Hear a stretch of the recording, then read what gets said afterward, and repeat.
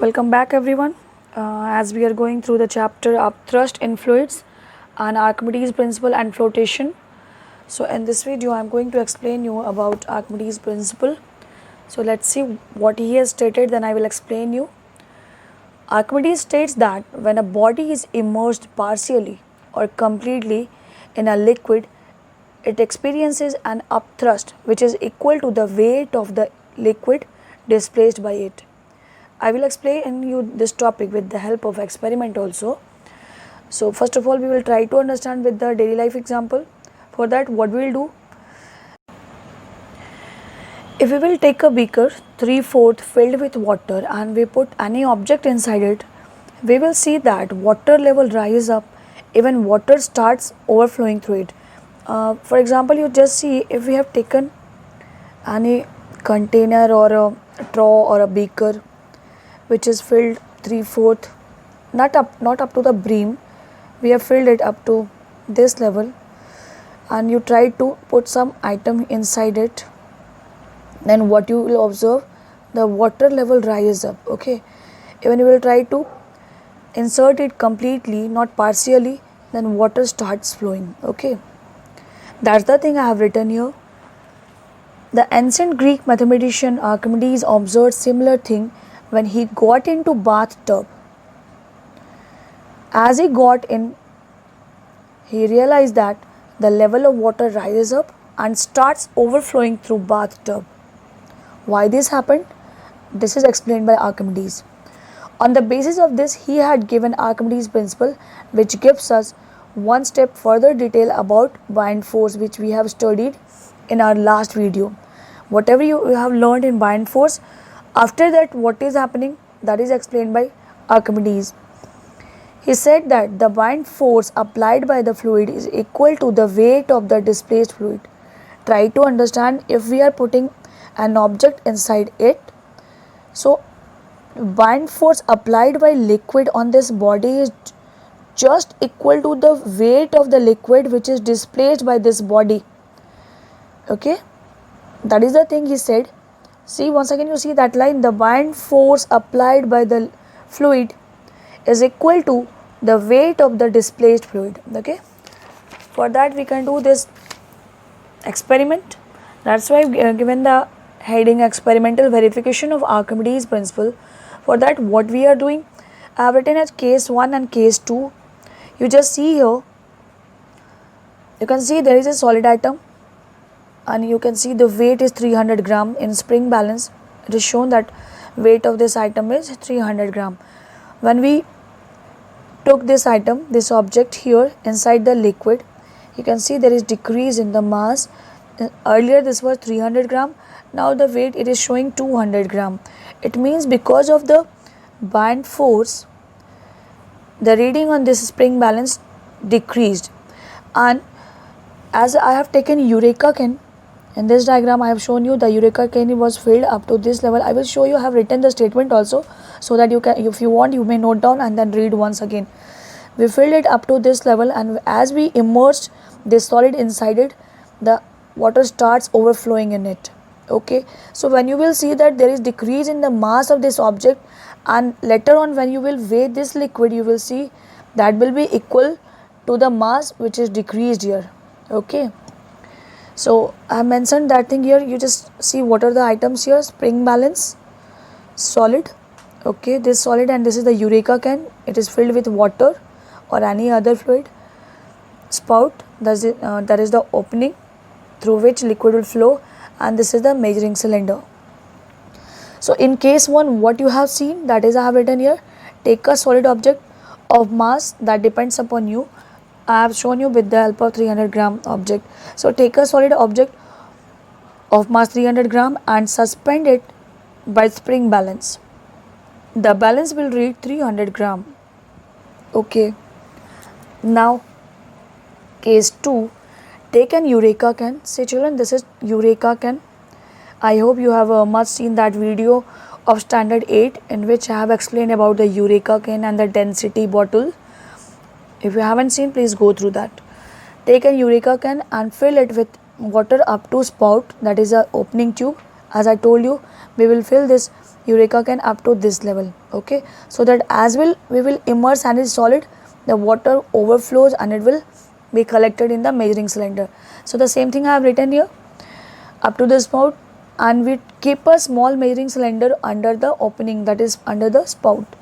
Now slowly lower that solid, slowly we will immerse this solid inside the water. Now slowly lower that solid object of mass 300 gram in water, and we will see that the reading on spring balance is less as compared to case 1. Why is that? Because both the objects are same. Why here is 300 gram and here is 200 gram? This is because of the buoyant force, the force which is applied by the liquid, okay, acting on the object. We will also observe that some water is displaced and collected in measuring cylinder. All the overflown liquid is collected here.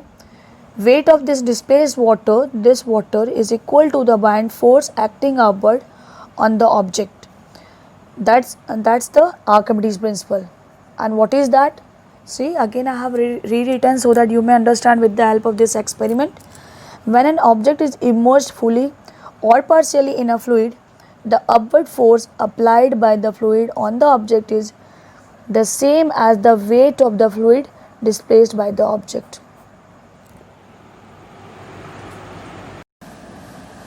Now I will show you where you can see the use of Archimedes principle, that is the application of the Archimedes principle.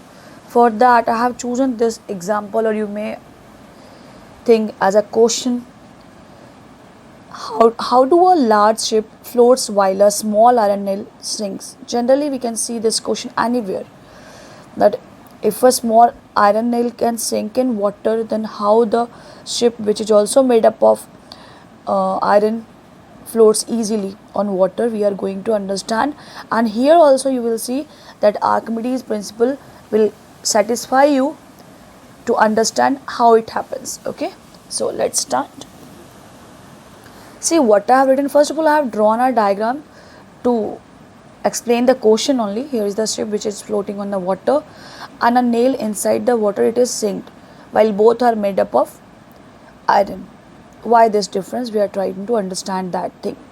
Okay, it's simple to understand the scientific reason behind it. The weight of the water displaced by ship is much more than weight of water displaced by nail.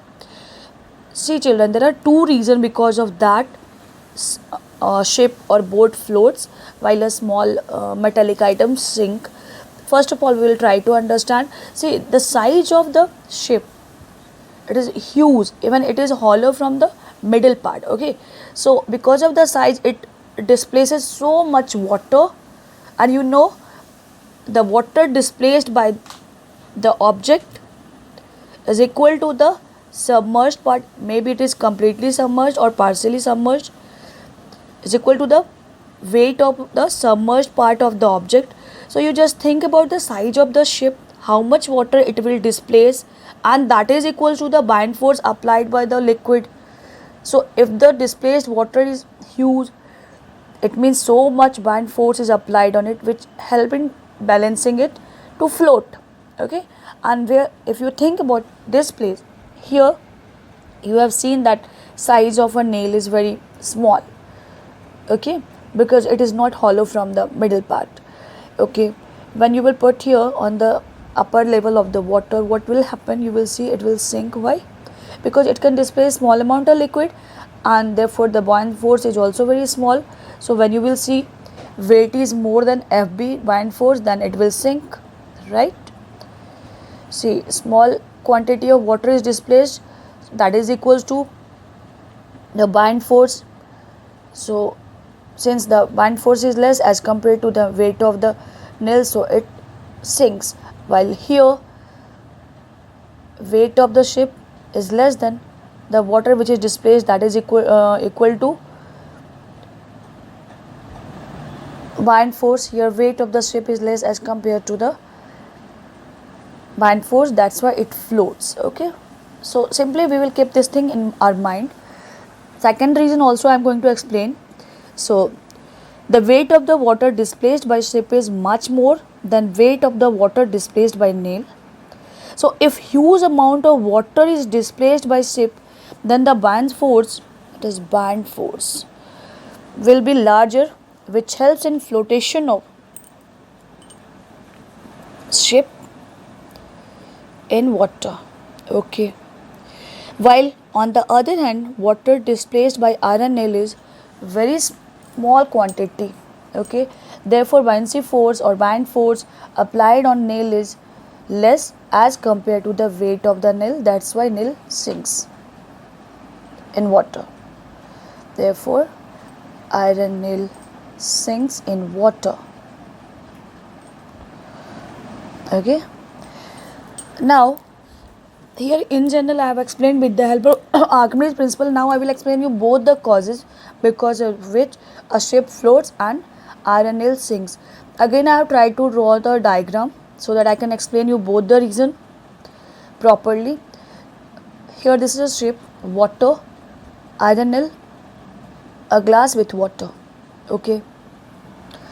Reason why ship floats, and in this case first of all you see this thing when the nail sinks. Why this happened? In this case, following are the two reasons because of which iron nail sinks in water. First, density of iron is greater than density of water. Try to understand any concept with all the scientific reasons because of which this phenomena is happening.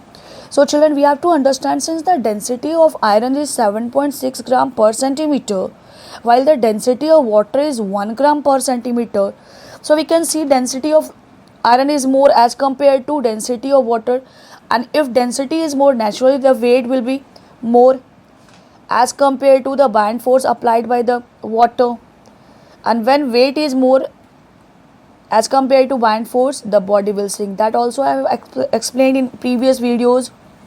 Okay, this is one cause. Second, already I have explained you just now that quantity of water displaced by iron nail is very less. Therefore, buoyant force, Fp is for buoyant force applied by water is also less. That is, weight of nail is greater than buoyant force. Therefore, iron nail sinks. Now, similarly, we will understand both the causes why ships float. First reason, here we have written average density of ship is less than or equals to density of water. Here you may feel uncomfortable to accepting my this line that teacher, if this item is made up of iron, then its density is 7.6 gram per centimeter. Ship is also made up of maybe the similar metal, so maybe of iron. So how the density decreases? Here it is 7.6 and here it is less than or equal to the density of water. So I am going to satisfy you by explaining the topic. See children, the reason is that this ship is hollow from the middle part. Am I clear? You better know that only the boundary is made up of the metallic or the solid part. Middle part keeps hollow. Why? So there is so much space inside it and it is filled with what? It is filled with air, right?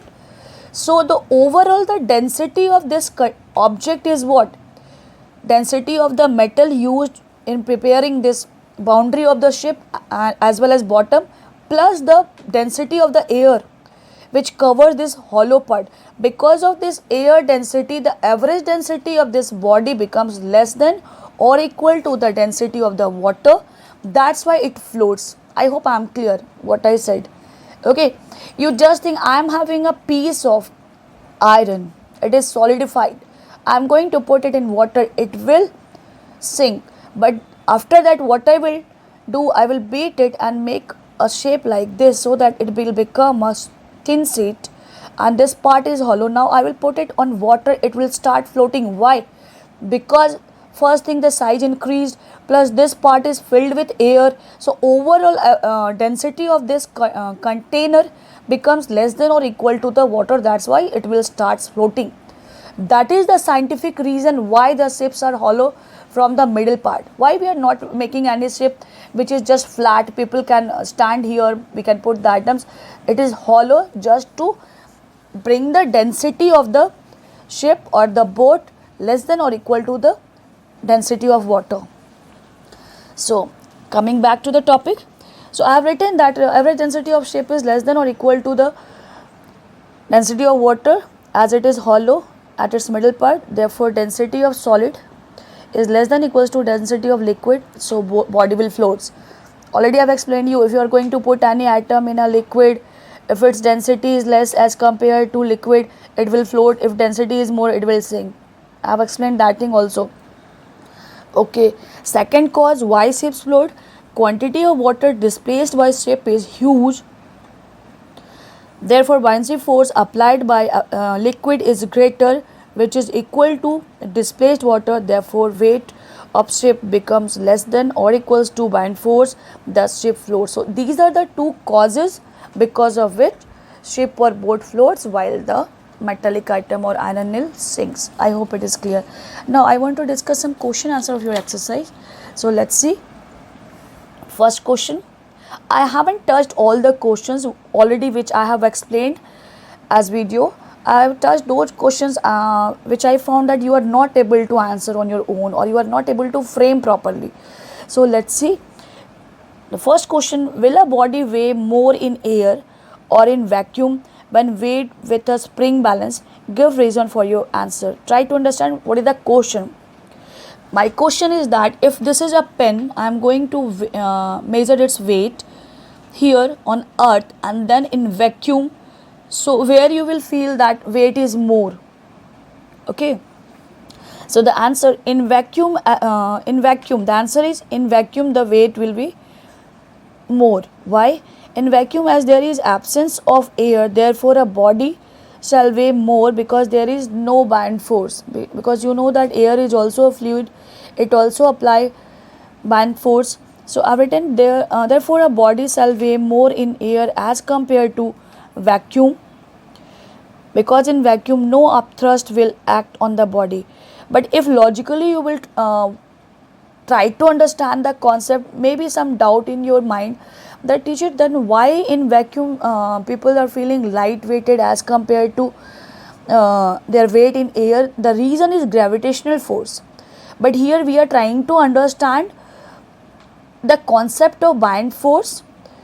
So if we are in vacuum or in air, we are talking about the buoyant force. As there is no buoyant force in vacuum, so weight of the body will more as compared to the weight of the body in air, if we are talking on the basis of buoyant force. But if overall we are talking about the gravitational force also, because there is so much gravitational force on earth or on moon, so in that case we are feeling that okay, weight of any body on earth is more as compared to moon or as compared to vacuum. But here we are discussing about the buoyancy force. Actually the question is that will the buoyant force affected because of the air? Is there any difference in buoyant force? Yes, because in air buoyant force is applied by the air on the body, so the weight is less. But in vacuum there is no air, so no buoyant force is applied. So in that case weight in vacuum is more as compared to in air. Now next question. A metal solid cylinder tied to a thread is hanging from the hook of a spring balance. The cylinder is gradually immersed into water contained in a jar. What changes do you expect in the reading of spring balance? Explain your answer. The question is that we are having a cylinder, metallic solid cylinder tied with a thread. Okay, we tied up with a thread. Now we are putting it or immersing it inside the liquid. Okay, and this is connected with a spring balance also. Okay children, so is there any change in the reading? When already I have explained this thing in your video also. When you will take a reading of the weight of this body cylinder, it is more. When you will immerse in water, that will be less. So I am going to explain that same thing. The reading in spring balance decreases as the cylinder is immersed in jar filled with water. Here upthrust is applied on the body which on upward direction force, which is an upward direction force. It is in opposition to the weight of the cylinder, hence the cylinder appears to be lighter. Simple thing, when we are going to put a cylinder inside the liquid, what will happen? Liquid will start applying buoyant force. As much as the body will immerse, the buoyant force increases. So slowly we will see that reading will decrease. Okay. Now next question. How is the upthrust related to the volume of the body submerged in a liquid? We know that according to the Archimedes principle, bind force is directly proportional to volume. If the volume will increase, the bind force will also increase. So you may write directly only these two lines also. Larger the volume of the body submerged in liquid, greater is the upthrust acting on it. Now see children, if you will think, see this is a cork, okay, light weighted, and this is a metal piece. Both are of same volume and we are going to put it in water. If someone will ask you what is the bind force applied on both the body, you will say both. In both the cases, as the volume are same, so bind force applied by the liquid are same. Then I will ask you, then why the metal sinks? Then you will say that teacher, bind force are equal, but in both the cases here weight is less and here weight is more. So as compared to bind force, the weight of the cork is less, therefore it floats. But in this case, although the bind force are equal, but mass or weight of the metal is more as compared to the bind force applied, that's why it sinks. So try to understand the concept in proper way. Okay children. Next, how does density of material of a body determine whether it will float or sink in water? So already explained in video also, just now even I have explained you, this was the comparison of the on the basis of volume, and this is on the basis of density. If body is average, I have written as case 1, case 2.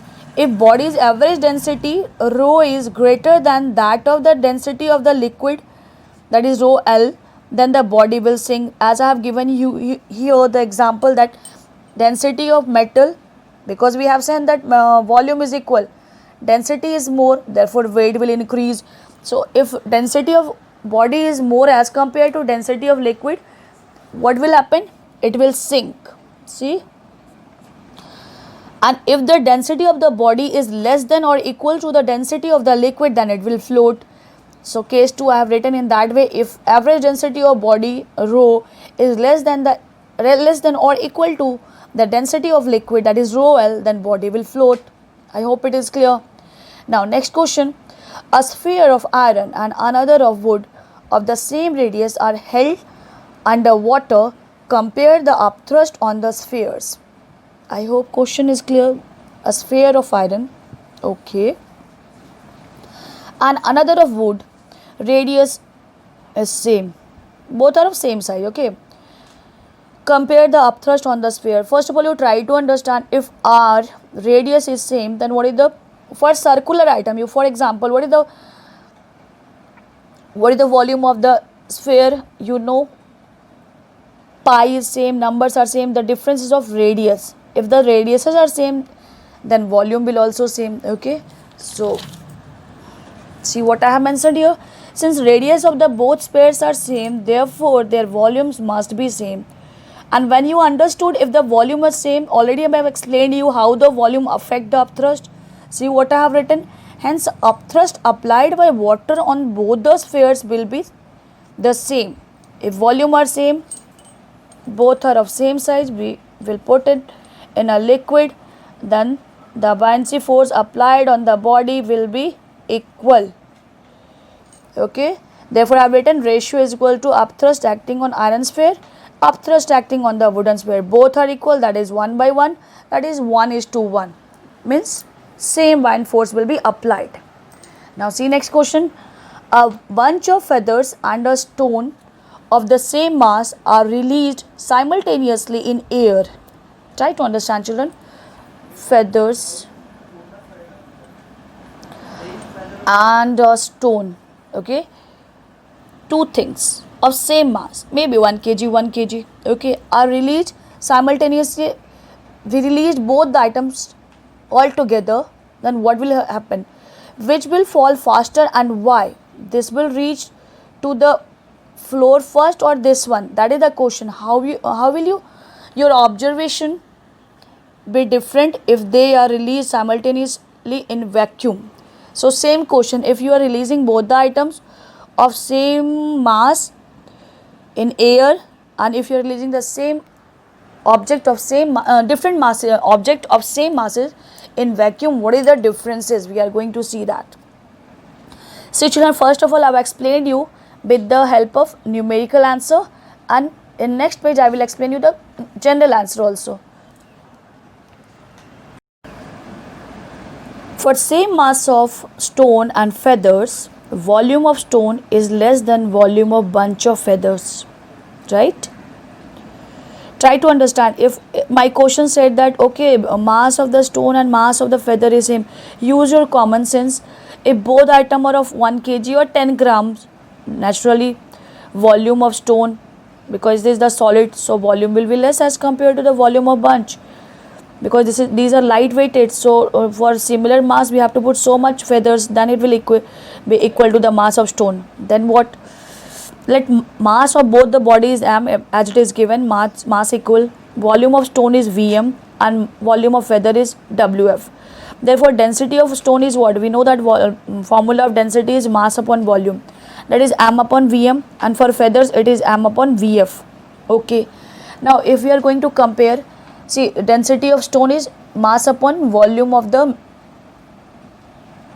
solid, okay, and density of feather is what? Mass upon volume of the feather. Okay, therefore density is directly proportional to 1 by volume, because mass is equal, so there is no effect of the mass in this case, only the change is because of the volume. And we know that density is inversely proportional to volume, that's why I have written density inversely proportional sign and 1 upon volume. It means when density will increase, volume will decrease, and when volume will increase, density will decrease. That is the relation. Okay, that is, if volume of stone is less than volume of feather, the reverse relation is there. If volume of stone is less than volume of feather, same thing I have written as symbol only.